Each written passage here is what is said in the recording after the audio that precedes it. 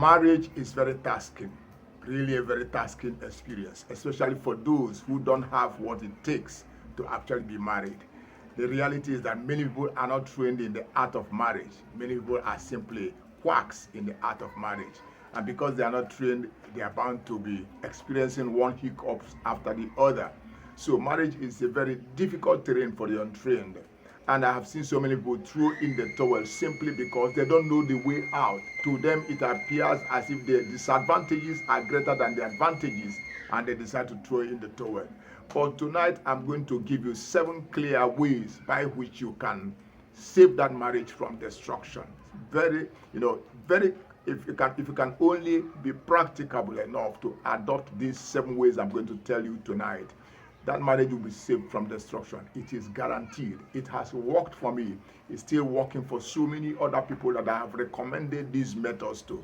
And I can tell you that if you apply it to your marriage, it will stop the drain, it will stop the drift, it will also save your marriage, and you will have your spouse back in your arms before you know it. So just pay me undivided attention. Once again, my name is Felix Okeke. I am a marriage counselor and coach. Welcome to Marriage Without Tears channel. If you are yet to subscribe to this channel, please do so quickly. There is a red button by my side here. Once you click on it, you get subscribed and you become part of this awesome channel. Now, let me start from the first one. For you to actually save your marriage, you must sit back and do what I call an internal audit. Do an analysis of your marriage.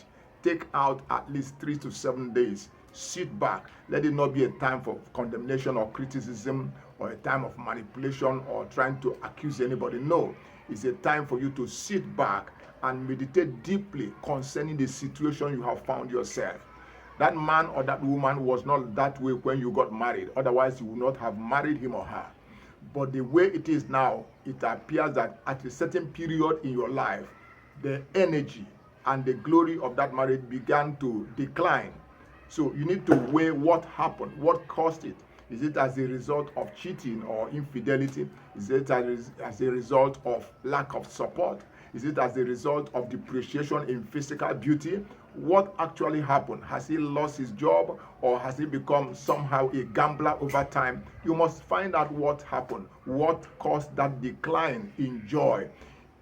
Until you know that, you will not be able to get your marriage out of the pits. So you need to sit back and know that.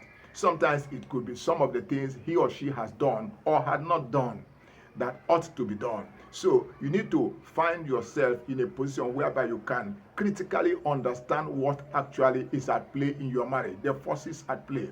Is it as a result of in-laws interference? Is it as a result of self-condemnation? What actually transpired within a period of years or months? What actually happened? You need to know that. That's the very first place where you need to start. The second thing you also need to do as a partner that wants to find glory, that wants to restore the joy, that wants to find answers to the debilitating questions that has been tormenting your marriage and your relationship. The second thing you need to do is to seek to understand your partner's perspective. Many times we are so selfish, we are so unaccommodating, we are so self-centered that all that matters to us is us. We don't seem to put our feet in the other person's shoe to know how it is pinching him or her. Until you know the perspective of your spouse, until you understand why he or she is antagonistic to your ways or to your thoughts, you may find yourself walking alone. I've counseled so many couples that came to me and I say, look, yes, you know where you are standing, but do you know where your spouse is standing? Oftentimes, we don't know where our spouses are standing. Oftentimes, we are only interested on what makes us happy, what makes us glorious, what makes us impactful, but we are not interested on how our spouses feel about this relationship, how our spouses feel about us. We need to open up our hearts to understand our spouse's perspective so that we can provide effectual or effective solutions to the matter in place. That is the second thing you need to do. And when you understand your partner's perspective, you need to open up a channel of communication with him or her. It does not matter whether it is monosyllable or whether you are, whether you are at peace in conversation, but open up a channel of communication. Because if you don't communicate with that vessel, you may never understand where he or she is standing. You need to understand that. You need to communicate. You need to know and weigh the contents of their hearts and be able to know how to react to that content. It's very, very important. It's very, very important. The third thing you need to do also is to genuinely, by yourself, pinpoint the pain points in your relationship. You must pinpoint that. What are the pain points in my relationship with this man or with this woman? In what way has anger, in what way has discontent, in what way, what are the things he or she is doing that brought this relationship to where it is right now? What are the pain points? The pain points could be the day you caught him cheating on you. That could be the pain point. The pain point could be the day you caught him or her doing something out of the ordinary. There is a young man I knew who kept telling his wife, there is no money, we can't find, and they were practically going hungry. There was nothing. Sometimes the woman goes hungry for a whole day. And the man even was playing along until one day she was cleaning the home and discovered that the bed where they were sleeping, right under the bed where they were sleeping, was more than 300,000 naira. Why was such money in the house? And yet, hunger is tearing the home apart. And at that point, that was the pain point. At that point, the woman could no longer trust the man. When he says there is no money, no, she couldn't just trust him. Trust was eroded. So what are the pain points in your marriage? What are the pain points? The pain point could be possibly the man is more interested in his siblings more than your own siblings. And some of the expectations your siblings have concerning you, they feel, oh, you married such a wonderful man, such a wealthy man, and yet they are not gaining anything from your marriage. While the man's siblings are, enjoying themselves, going on vacations abroad, and your own siblings are left there. So those may be the pain points to your marriage. You need to discover what are the pain points in my marriage. The pain point in your marriage could be lack of children. You have believed God for children in your marriage, and you came into this marriage with all expectations. 5 years gone, 10 years gone down the line, and you can't even see what appears like a pregnancy, and you are depressed. And from that depression, other minor things began to creep into the marriage, and the wheel of your marriage began to get clogged down. So discover the pain points in your marriage. When you discover the pain points, the solution is out there. So that's the third thing. And please, if you are yet to subscribe to my channel, please do so immediately. This red button by my side, once you click on it, you become part of this awesome channel, and we can do this week in, week out, to the glory of God. As a partner in marriage, the fourth thing you need to do is to intentionally begin to make positive deposits into your relationship. I come again. Intentionally, willingly begin to make positive deposits in your relationship. Find out what constitutes a quality love language to your spouse. How does your spouse feel loved? And when you discover that, begin to invest in that. Is this somebody that likes affirmations and somebody that likes to be affirmed, somebody that likes to be motivated, to be encouraged? Then begin to encourage that vessel. Begin to motivate him or her to achieve excellence. Begin to add value. Begin to do whatever you can to see his or her spirit lifted up concerning you. Intentionally make deposits, positive deposits into your marriage. Is it somebody that likes a quiet time, with the spouse? Then create that quiet time.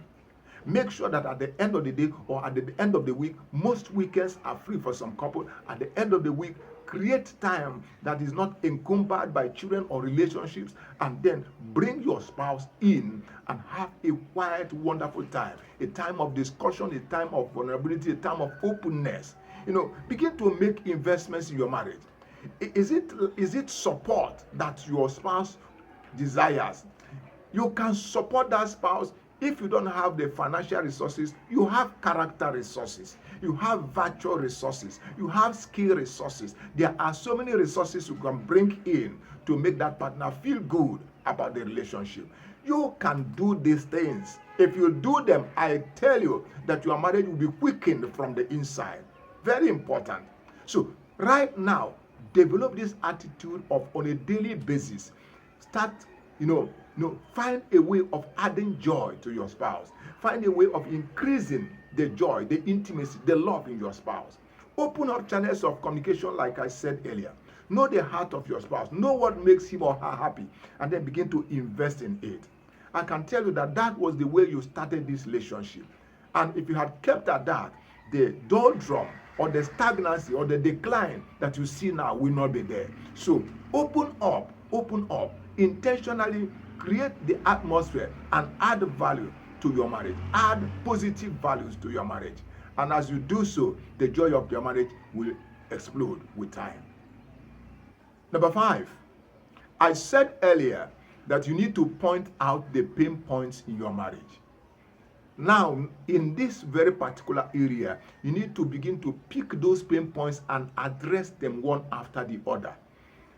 If you had caught your spouse in a cheating position, make up your mind to address issue through forgiveness. Because the reality is that to err is human, but to forgive is divine. Make up your mind to be able to gracefully accept to forgive him or her if that becomes the order of the day. Open up, lay out what actually is paining you in that relationship and make up your mind to do what? To forgive.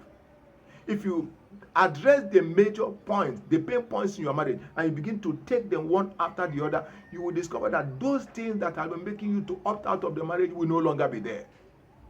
If you discover that your spouse somehow lacks your support, like I said earlier, offer that support in ways other than money if you don't have the money. But if you have the money, two are better than one because they have a good reward for their labor. Bring out the money and support what he's doing and see him enter into the winner's circle. The same thing if it goes the other way around. Please, that is the way to do. If you find out what the pain points are, then open up and begin to address those pain points one after the other. If it is about childlessness that you are facing, I can tell you that beyond the natural conception, there are many couples out there now who are fulfilling this purpose through various means. Artificial insemination, adoption of children. There are so many ways you can do this, and still you have children that you are catering for in your own home that will bring that same joy and sensation and passion in your lives. So whatever is the situation you are facing that has become a pain point, pick it one by one and begin to address them. I have seen couples that are fighting on a daily basis because the woman simply does not know how to cook. Oh my God. Why don't you pick that woman and register her somewhere where she can learn domestic things, where she can learn how to cook? There are so many places out there where when a woman is registered there, after a period of 1 or 2 months, she will get to know how to cook a whole lot of delicacies. And you begin to enjoy your spouse with joy. Find out what the pain points are and begin to address them proactively. And you see the joy of your marriage restored to the glory of God. Is that marriage going through difficult times that, it appears as if separation and divorce is where it's heading to? I give you the sixth thing you can do. And that 16 will also help you in so many ways. Find a quality older couple that you admire their relationship. People that you wish your marriage could be like. Find them. Explain things to them. Bring them into your home. Let them begin to counsel both of you in the art of running effectual marriages. But the best place you can also run to is to a person who is a qualified marriage therapist. Possibly, if you also have a pastor who has a solid understanding of the issues of marriage and family life, you can also confide in such a vessel. If you can find a trained marriage counselor, that makes all the difference. But at this point in time, you need a third party. We have said so many times, it's only 2 of us. We don't want to drag a third party into it. No. It depends on the kind of third party you invite. If you invite a gossiper, if you invite your parents, who are in most cases never objective, if you invite your friends, you are drinking booties, if you invite your gossiping, hairdressers, if you invite those people into your marriage, they will mess you up. But if you invite a trained married therapist, a married counselor into your marriage, if you invite your pastor who is learned and intelligent and wise enough to deal with marital issues, if you invite an elderly couple whose own purpose is to help you fulfill your marital destiny, if you invite those people, it will be a third party that is needed really. So at this point, you need such a third party. Don't let anybody deceive you. There are issues you can't deal alone. There are issues your own wisdom cannot tackle. There are issues that will depend on the knowledge and the experience of people for you to find solution. So you need such people in this matter right now. Very important. And before I give you the very last one, please, I want you to click on this very particular button here, the red button here. Subscribe to my channel.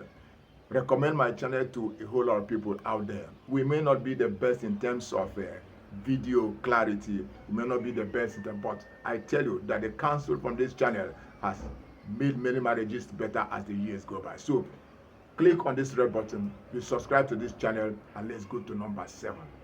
And what is that number 7? The number 7 is prayers, the place of prayers, the place of relying on God.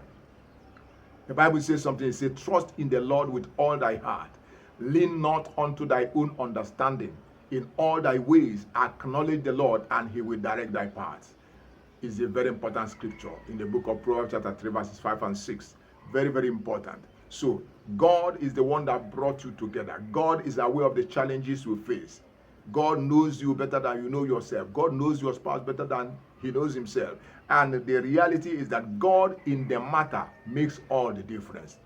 There are things that may happen in your marriage, and you as a wife, you are groaning, you are jumping over your husband, but you are not meant to correct your husband. You are not meant to jump on your husband. You are not meant to fight him. You are not even meant to. All you are meant to do is simply to love, to respect him, to support him. That's what you are in that marriage for. If you know how to reach out to God, God will come down and minister to your husband. And the same thing with a man who is having a troublesome wife who doesn't know the way out. And you have tried all you can. The best way is not to kick her out. The best way is to go back to God, report to the divine, and bring him into the matter. And I can tell you, if you take out 1 hour every night to pray concerning that marriage, concerning your home will be turned around for good. Many people out there, including myself, have had some serious situations that could have torn, the marriage apart. But in the place of prayer, God restored us. And God is still busy restoring people out there. So don't forget the place of prayer. It's very important. And if you do these 7 things I've mentioned here tonight, your marriage will not go down. I can guarantee you that. Your marriage will not go down. Sit back, listen to this very particular edition more and more, and then make up your mind to invest in every point that is raised in this video, and your marriage will never go down, to the glory of God. I thank you very much for your time, and I look forward to see you next week. But before you check out, click, become part of us, and let's do this next week to the glory of God. Have a wonderful weekend, my dear. Bye.